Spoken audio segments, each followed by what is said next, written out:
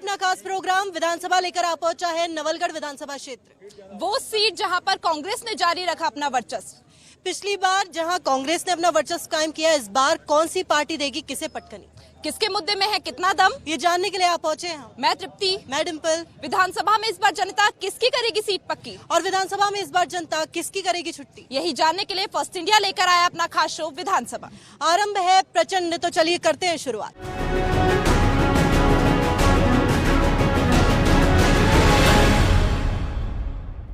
लगातार जमीनी हकीकत जानने के लिए फर्स्ट इंडिया जो है विधानसभा शो लेकर आया और लगातार डिम्पल हम हर जगह जा भी रहे हैं, ये भी जान रहे हैं कि आखिर क्या कुछ विकास कार्य वहां पर हुए हैं, जनता कितनी राहत में और जनता कितनी आहत में है, ये जमीनी हकीकत भी हम जान रहे हैं। इस वक्त हम नवलगढ़ में मौजूद हैं और देखते हैं कि यहाँ पर आखिर क्या कुछ तस्वीर आने वाली है, क्योंकि चुनावी साल है, हर कोई अपनी पूरे जोर शोर लगा चुका है कि किस तरीके से यहाँ पर वोट की अपील जो लोगों से की जाए। तो जानेंगे वो मुद्दे जिसको लेकर जो जनता है किस पार्टी को वोट देगी। देखिए, इस वक्त हम मौजूद है नवलगढ़ विधानसभा क्षेत्र, बेहद रोचक सीट। हमेशा से जो निर्दलीय है उन्होंने भी राजनीतिक दलों को टक्कर दी, कांग्रेस ने अपना वर्चस्व कायम किया, लेकिन भाजपा के लिए इस बार इस सीट को जीतना बड़ी चुनौती। दोनों ही पार्टियों से फर्स्ट इंडिया बात करने उतरा, दोनों के बीच में जो मुद्दे हैं वो भी सुनेंगे। चुनावी मुद्दे टटोलने भी फर्स्ट इंडिया आया, लेकिन साथ ही साथ जनता को राहत देने वाली योजनाएं किसकी आई। कांग्रेस के पास अपनी योजनाओं के पुल, भाजपा के पास इस बार क्या मुद्दे रहेंगे, जिन मुद्दों को लेकर आगे वो वोट की अपील करेंगे। यहाँ से कांग्रेस के काफी तादाद में लोग मौजूद है, लेकिन शुरुआत कुछ लोगों से करना चाहेंगे। यहाँ से पूछना चाहेंगे सबसे पहले,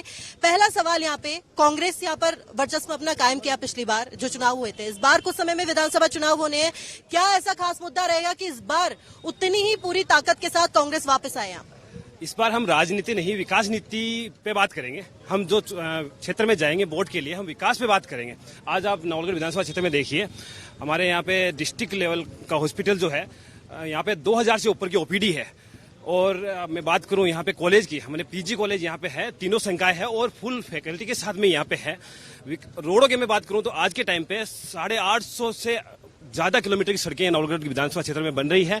हमारे लाडले विधायक डॉक्टर राजकुमार शर्मा नवलगढ़ का पक्ष विधानसभा में बड़ी मजबूती से रखते हैं, युवाओं का साथ उनके साथ है। आज राजस्थान का यंगेस्ट ब्लॉक अध्यक्ष आपके सामने खड़ा है, संजय सैनी। युवा बड़े अच्छे से सपोर्टर हैं राजकुमार शर्मा के। और विकास की अगर मैं बात करूं तो विकास आप घूम के देखिए, बाहर ग्रामीण क्षेत्र में देखिए, बहुत ज्यादा विकास हुआ है, हर क्षेत्र में विकास हुआ है। अगर आप विकास का मूल्यांकन करें तो विकास के 3 स्तंभ होते हैं, one transportation, health, education. Transportation की बात करूं तो रोडों का जो जाल हमारे यहाँ पे बिछा है वो एक विश्व स्तरीय जाल बिछा है, बहुत भयंकर जाल बिछा है, अच्छी सड़कों का। गृहिणियों को सब कुछ पता होता है कि महंगाई को लेकर कौन सी पार्टी काम कर रही है। पार्टी की बातें ना करके ये बात की महिलाओं के लिए अब तक ऐसा क्या काम हुआ जिसके साथ इस बार कांग्रेस दोबारा आए। महिलाओं के साथ जो महंगाई राहत जो मिली है कांग्रेस पार्टी ने जिस तरह से दी है, उसका मुकाबला कोई भी पार्टी नहीं कर सकती। जैसे महिलाओं की जो पेंशन का अपन मुद्दा ले तो पेंशन सबकी जैसे 750 थी तो 1000 कर दी, विधवा पेंशन कर दी। गैस में जो 1200 रुपए गैस सिलेंडर का हो गया था वो 500 रुपए हो गया। बिजली में जो 100 यूनिट बिजली फ्री घरेलू कनेक्शन में कर दी, 1000 यूनिट किसानों के लिए करती। जैसे राहत की बात करें तो महिलाओं से लेके, किसानों से लेके, युवाओं से लेके हमारे लाडले विधायक डॉक्टर राजकुमार शर्मा ने जो मुद्दे उठाए हैं, हमारे यहाँ नवलगढ़ एक तहसील, एक विधानसभा क्षेत्र होते हुए यहाँ राष्ट्रीय लेवल का खेल मैदान है जो युवाओं के लिए आने वाले समय में और आज इनका भविष्य और दिशा और दशा तय करती है। सबसे बड़ी रिक्वायरमेंट है लड़कियों की एजुकेशन के लिए। यहाँ लड़कियों की कॉलेज है 2, जिसमें तीनों सब्जेक्ट हैं। सरकारी अस्पताल जो जिला लेवल का अस्पताल है, आज जो गायनिक के रूप में अपन देखें तो जो लिप्रोस्कोपी जैसे ऑपरेशन है वो महिलाओं के 500 रुपए में हो रहे हैं। एक सिजेरियन जो डिलीवरी है वो मात्र 300 रुपए में। सिजेरियन डिलीवरी के लिए एक गरीब महिलाओं को 20,000 से 30,000 रुपए देने पड़ते हैं। तो इससे बड़ा इस विधानसभा क्षेत्र के लिए इससे बड़ा नेता, इससे बड़ा विकास पुरुष मेरे नजरिए में नहीं हो सकता। देखिए तृप्ति, लगातार हमने यहाँ पर बातचीत करी और एक चीज जो पहले भी सामने आई थी, ट्रांसपोर्टेशन, हेल्थ, एजुकेशन, साथ ही साथ युवा और महिलाओं के लिए यहाँ पर मौजूदा विधायक हो या कांग्रेस की सरकार हो काम किया। लेकिन एक चीज यहाँ पर दोनों ही पक्ष आमने सामने, एक तरफ भाजपा का ये कहना कि जो वादे किए थे वो कहीं ना कहीं पूरे नहीं गए, दूसरी तरफ महिलाओं का ये कहना कि कांग्रेस ने जो योजनाएं बोली, जिनकी घोषणाएं की, जमीनी स्तर पर वो घोषणाएं पूरी हुई है। जरा पूछिए, वो पक्ष भी सामने, उनसे भी जरा पूछिए कि कहाँ कौन सी कमी रह रही है कि घोषणाएं तो हुई है लेकिन वो जमीनी स्तर पर लागू नहीं हुई, जनता को उससे राहत अभी तक नहीं पहुंची। सारी ही पार्टियां जो है डिम्पल यहाँ पर मौजूद है। आम आदमी पार्टी हो, किसान संगठन हो, कांग्रेस हो, बीजेपी हो, सवाल किए जाएंगे, जवाब भी मिलेगा। सवाल किया जा रहा है और ये बोला जा रहा है कि जो मुद्दे उन्होंने बोले थे वो सच करके दिखाए हैं। यहाँ पर सभी विकास कार्य हैं जो पूरे हैं। तो आप मुझे ये बताइए, क्या लूपहोल रह गए कांग्रेस के काम में यहाँ पर? कांग्रेस का विकास का समय कब मिला? 4 साल के अंदर इन्होंने होटलों में बैठना और वॉकिंग करने का काम किया। थोड़ा समय मिला जो जल जीवन मिशन योजना सेंट्रल की थी, उसके लिए आकर के पत्थर लगाना शुरू कर दिया। जो चिरंजीवी योजना आई थी और जो बाकी की योजनाएं हैं, क्या उनका लाभ यहाँ पर लोगों को नहीं मिल रहा? ऐसा है कि ये जो योजनाएं हैं पहले से चल रही हैं और इन योजनाओं के आंकड़े जो हैं वो सरकार के पास है। नाहक जनता को परेशान करने के लिए ये कैंप लगाए जा रहे हैं जिसमें मात्र दिखावा है। जहाँ तक विकास की बात चल रही है तो विकास की ऐसा है कि शेखावाटी जनपद जो है और उसमें नवलगढ़ विधानसभा क्षेत्र जो है उसमें 1932 से पीजी कॉलेज है और यहाँ हॉस्पिटल सेठ साहूकार ने जो बनवाई है आज़ादी से पहले बनवा दिया। ना तो नारेबाजी से यहाँ पर कुछ होना है, ना किसी और मुद्दे से कुछ होना है। ये कहना है कि जो योजनाएं सरकार ने चलाई है वो पूरी नहीं हुई और ये भी कहना है कि जो महंगाई राहत कैंप यहाँ पर लगा है उससे जनता राहत में नहीं है बल्कि आहत में है। तो जरा इसे पूछिए कि इन योजनाओं का लाभ यहाँ पर आखिर लोगों को क्यों नहीं मिल रहा? देखिए, दूसरी तरफ भाजपा का ये कहना कि यहाँ पर आपसी गुटबाजी रणनीति और जो एक तरह से कह सकते हैं आपसी फूट की बात इन्होंने रखी, लेकिन बात यहाँ पर ये कि जनता को राहत देने का काम किसने किया? धरातल पर पार्टी, कौन सी पार्टी ऐसी है जिसने धरातल पर यहाँ पर काम किया? यहाँ पर बात करेंगे मुद्दों को लेकर भी, लेकिन यहाँ पर पूछना चाहेंगे सीवरेज का मुद्दा एक जो पहले भी हमने सुना था, यहाँ पर की जो गड्ढे खुदे रहते हैं, सीवरेज का मुद्दा एक बड़ा रहता है। यहाँ पर विकास भले ही हुआ हो, यहाँ के मौजूदा विधायक ने किया हो, लेकिन वो सीवरेज के मुद्दे से क्यों जनता परेशान है? केवल विकास की बात करें तो कांग्रेस पार्टी सबको 36 कौम की जनता को साथ लेकर चलने का काम करती है। चाहे माननीय मुख्यमंत्री जी हैं, हमारे यहाँ के विधायक डॉक्टर राजकुमार शर्मा जी हैं। आप देखिए, कोरोना काल आया, एक छोटी सी बात से आपको शुरुआत करता हूँ। उस समय सारे लोग घरों के अंदर घुस गए थे, लेकिन माननीय मुख्यमंत्री जी ने, विधायक महोदय ने, पूरी टीम ने एक सपना देखा कि कोई भी व्यक्ति, जो पहली जरूरत थी, विकास भी मैं कहता हूँ बाद की बात है, कि कोई भी व्यक्ति भूखा उठ सकता है लेकिन हमारे राज्य में भूखा नहीं सोएगा।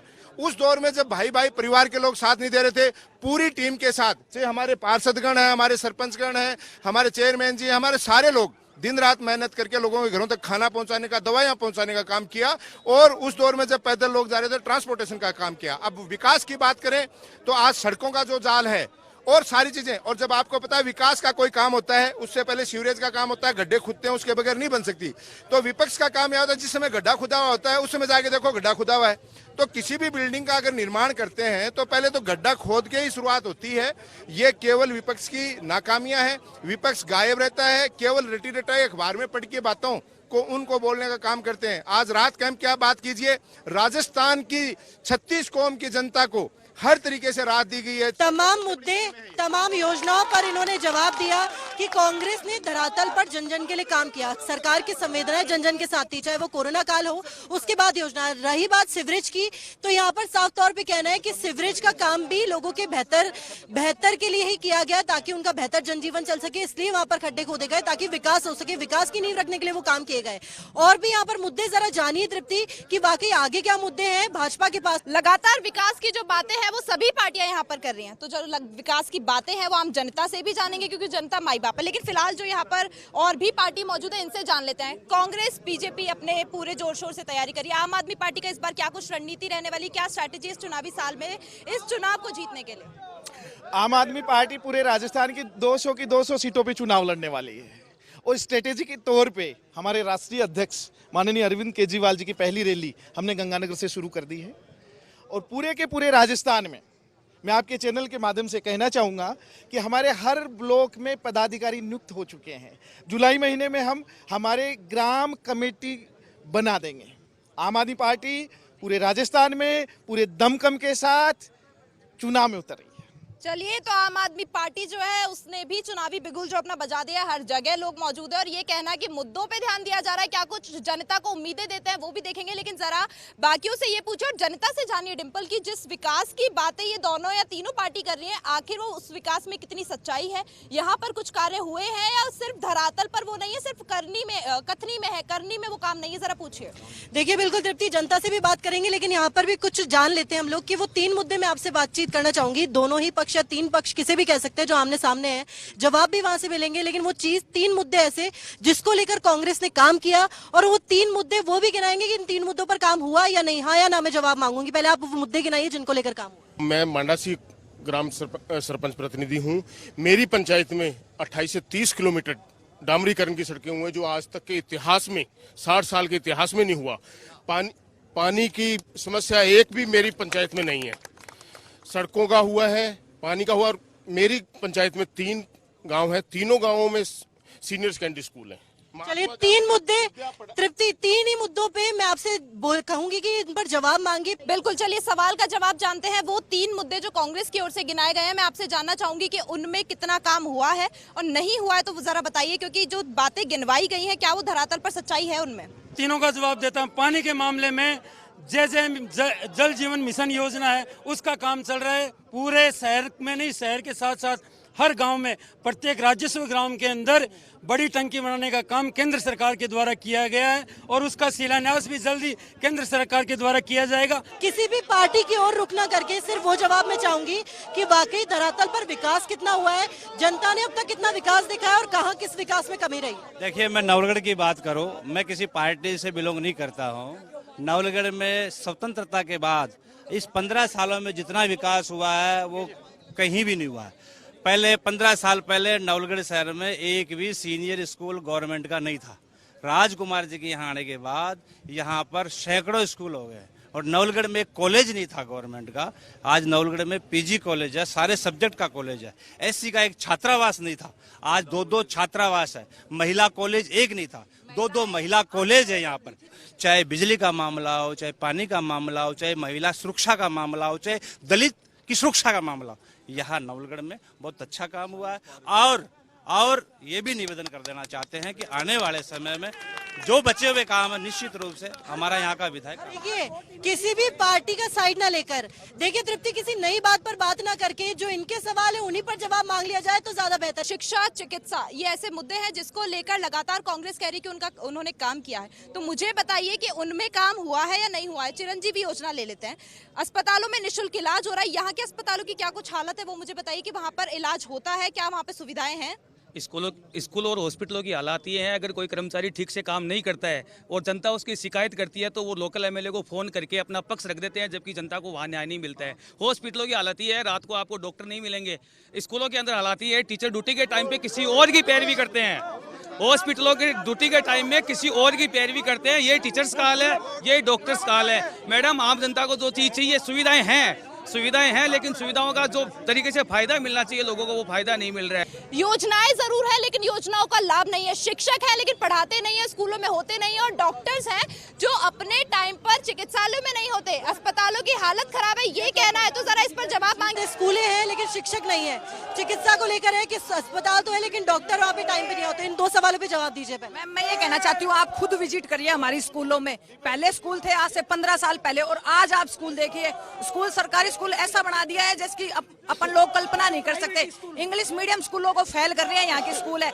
महिला सुरक्षा की आप बात करोगे, आज से 20 साल पहले जब मैं शादी करके आई थी तो घूम चक्कर से यहाँ तक आने, मेरे घर तक आने में हमें डर लगता था। 8 बजे बाद में हम घूम चक्कर पैदल नहीं आ सकते थे, यानी कि किसी जेंट्स के बगैर नहीं आ सकते थे। आज हम रात को 12 बजे जयपुर से वापस हमारे घर अकेले आ सकते हैं। ये हमारे राजकुमार शर्मा ऐसे। और हॉस्पिटल की बात करते हैं लोग, 48 डॉक्टर। एक जिला लेवल पे जो हॉस्पिटल होना चाहिए वो आज नवलगढ़ में है। एक जिला लेवल की जो चीजें होती है वो आज गोठड़ा में पुलिस थाना खुलवाया है, हमारे राजकुमार शर्मा ने खुलवाया है, जो भी खुलवाया है वो। और बिजली की बात करते हो, मैं एक गृहिणी हूँ। हमारे बच्चे यहाँ नीट के लिए बच्चे बाहर जाते हैं, पर हमारे बच्चे नीट की भी तैयारी यहाँ नवलगढ़ में कर रहे हैं क्योंकि बिजली 24 घंटा रहती है। देखिए, लगातार यहाँ पर मुद्दों के जवाब और सवाल, उधर से सवाल भी, इधर जवाब, और इधर से सवाल, उधर से जवाब। लगातार इन्होंने बोला कि अपनी हमारी जो स्कूलें हैं, चाहे वो अस्पताल हो, स्कूलें हो, सभी में वहाँ जाकर देखिए शिक्षक भी है और डॉक्टर भी है। बात की जा रही है विकास की, दोनों ही और तीनों ही कह सकते हैं यहाँ पे जो पार्टियां वो विकास की बात करें, लेकिन जिन आरोपों पर ही करारे जवाब मिल रहे वो भी जारी रखेंगे। लेकिन उसके लिए लेते हैं छोटा सा ब्रेक। बिल्कुल, इतनी सारी चीजें हमने सुनी, लेकिन और भी बात होगी, एक मुद्दे पर बात होगी, लेकिन छोटे से ब्रेक।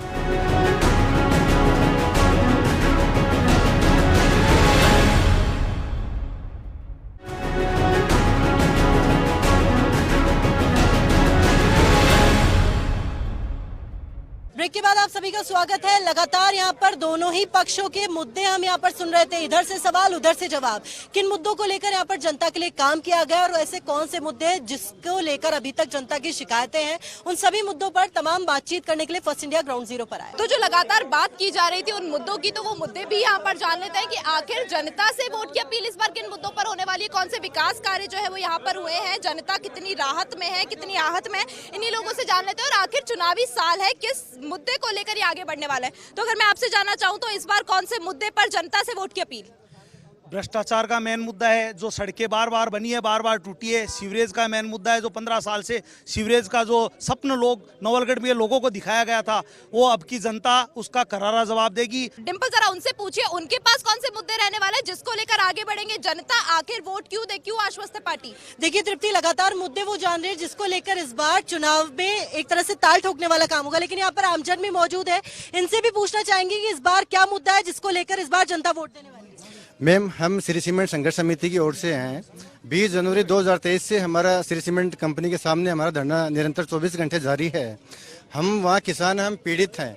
हमारे खेतों के तार हैं वो तोड़े गए हैं, मिड डीपी है वो वहाँ से उतारी गई है। नवलगढ़ विधानसभा का वर्तमान समय का ये एक ज्वलंत मुद्दा है। इस पर हम पक्ष और विपक्ष सभी से ये जानना चाहते हैं कि हमारे साथ न्याय हो रहा है या अन्याय हो रहा है। कांग्रेस की जन कल्याणकारी योजनाएं और उन कल्याणकारी योजनाओं को धरातल पर राजकुमार शर्मा द्वारा व्यक्तिगत रूप मॉनिटरिंग करके उनका क्रियान्वयन पूरी टीम के साथ, और बीजेपी की 9 साल में जिस प्रकार से इन्होंने 2014 में हवा करके और किसानों को 13-14 महीने दिल्ली पे बैठे रहे, महिलाओं को जिस प्रकार पहलवानों को इन्होंने घसीटा है, जनता तैयार बैठी है कि कब चुनाव आए और कब इनको धूर्त लोग जो बने बैठे हैं इनको एक एक को चुन चुन के जवाब देंगे हम।